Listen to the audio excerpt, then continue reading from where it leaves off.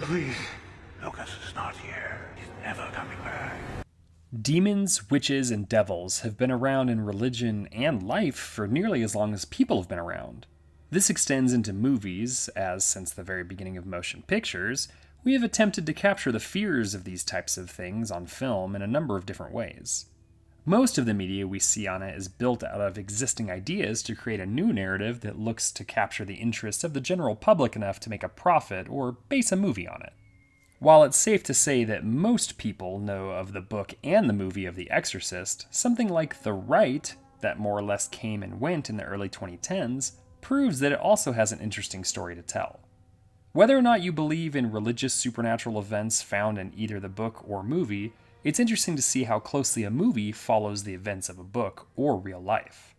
Grab your crucifix and let's find out this demon's name as we find out what really happened to the Rite. Right.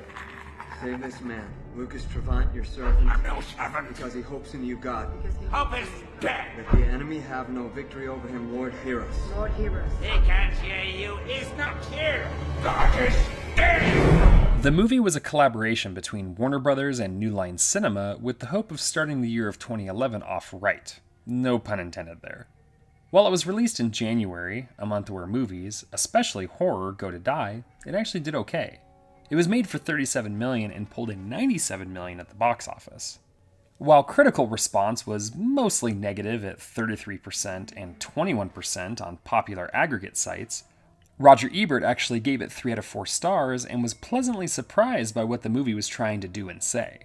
Audiences like it a bit more though. In addition to the decent box office pull, the movie averaged a B on CinemaScore from audiences, and the Catholic Church applauded it for its efforts, even if details were a little off at times. The book was scooped up by the producers of The Exorcism of Emily Rose, who liked the idea of a true story book and saw the profit from that movie as transferable with this one. The movie was written by Michael Petroni, while the book's author, Matt Baglio, got a based on credit and an advisor credit as well. Petroni wrote 14 episodes of a TV series in the early 90s, and his big break was the screenplay adaptation of Anne Rice's Queen of the Damned. The year before this movie came out, he wrote the Chronicles of Narnia sequel and hasn't slowed down much since. Even this year, he wrote the screenplay for yet another Exorcist movie with the very popular Pope's Exorcist. The Rite was directed by Michael Halfstrom, who had a nice little run with this movie, 1408, and Escape Plan, but doesn't have a lot of other recognizable works to his name. In front of the camera is a mixed bag of award winners, character actors, and underwhelming choices. The co-leads couldn't be more different from each other, with Anthony Hopkins as Father Lucas Trevant and Colin Donahue as Michael Kovac. Donahue has done a few things here and there, but his biggest claim to fame came after this movie with his 130-episode run on Once Upon a Time. Hopkins is a 2-time Academy Award winner who has 149 credits from Alfred Hitchcock, and that's playing the actual man, not being in one of his movies, to Hannibal Lecter. The rest of the cast includes the impressive Alice Braga, Syrian Hines, Rutger Hauer, and Toby Jones. It's a surprisingly deep cast for what the movie ended up being. The movie opens inside a funeral home where we see Michael Kovac and his father doing what morticians do. Michael decides he doesn't want to be a part of the business anymore, so he goes off to seminary school with the idea that he can get a free education by quitting and renouncing his vows before completion so he doesn't owe anything. Father Matthew tries to talk him out of quitting before they witness a freak accident that causes Michael to give the last rites. Father Matthew tells Michael that he hasn't given his superiors his letter of resignation, but if he does, the church will have to collect over $100,000 in student loans. Instead of this, Matthew wants Michael to look into being an exorcist and learning from the best in Rome for 2 months. Rather than pay his debts, Michael agrees and heads to Rome to study.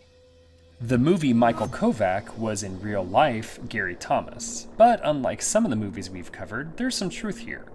Thomas started working for a mortuary when he was 14 and actually went to school to study it. This is where he switched over to a seminary at age 25, and by age 30, he was an ordained Catholic priest. Where the story and film diverge is that Gary Thomas didn't work at a family business mortuary with his dad, nor did he want to join up merely to get a free education. He was actually interested in being a man of the cloth for some time while he worked at the mortuary. There was also no horrible or miraculous event that pushed him in that direction. Kovac attends the class that Father Matthew asked him to go to that is taught by his friend Father Xavier. He meets a female reporter named Angelina who is there to write an article about both exorcism and the Catholic Church's battle with demons. The two bond as they are both there for different reasons than most and have skepticism about the entire ordeal. Michael even argues with Father Xavier often and presents, if you'll forgive the pun, the devil's advocate to many of the cases presented in class. Xavier sees Michael's trepidation but also intelligence and decides to send him to see his colleague and famous Welsh exorcist, Father Lucas. Lucas takes patients, or people believed to be possessed by demons, at his home and welcomes Michael in to see his first case, a pregnant woman who was abused by her father, who was also the father of the baby, and that's why she was able to be possessed. During this phase of the exorcism, Michael witnesses the girl spit up bloody nails and speak languages she shouldn't know how to do. Even with these events, he's skeptical that there is anything supernatural going on and that there may not be a possession at all. Again, many of the ideas presented in the film are based on fact. There is, or at least was, a class taught on demons and exorcism. While it's not quite at the Vatican, it's at the Pontifical Regina Apostolorum University, and the class's title is Exorcism and the Prayer of Liberation. It was created by Giuseppe Ferrari and approved by the rector Paolo Scarfoni. It's true that the real Kovac, or Father Thomas, went there, but instead of meeting a female reporter in the class, he ran into the only other American by the name of Matt Baglio, who was in from San Diego.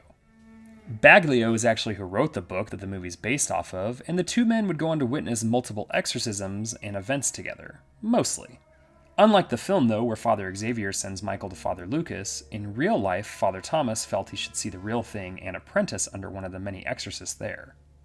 He was eventually accepted by Father Carmine de Philippus, where he would witness over 80 exorcisms. While neither Father Thomas nor Carmine ever saw a person vomit up a nail, there were tales of it and many other things that made it into the movie from Father Gabriel Amorth, who is credited with over 70,000 exorcisms. Michael visits another potentially possessed person with a boy who has marks on him that look like hooves. There's also a premonition that happens about Michael's father passing away, and this unfortunately comes true. While Michael is gone, the girl who Father Lucas tried to help via an exorcism attempts suicide, and Lucas attempts another exorcism. But this results in the death of both the woman and her unborn child.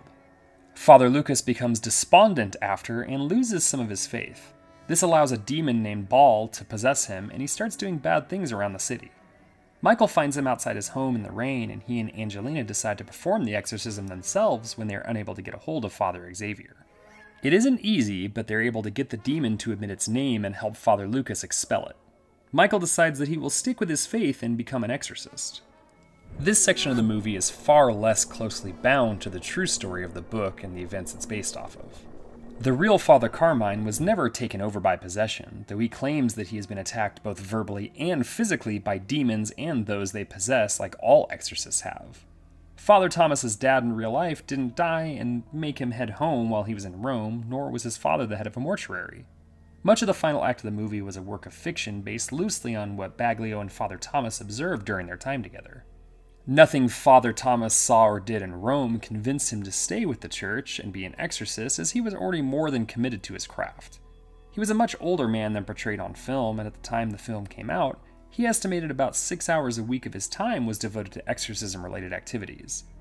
He also had exorcised about 4 or 5 people that were suspected of possession while praying over another few who he still believes needed help. This was out of about 100 or so cases. Whether or not you believe in God, the devil, or possession, it has become a very powerful experience that is spoken about, written about, taught, filmed, and dramatized all over the world. The book was incredibly popular, and the movie was a hit. In terms of what we look for in this show, it's closer than most we've covered in terms of what is seen on film being in line with what is purported to be true. Read the book, watch the movie, and decide for yourself what really happened to the Rite.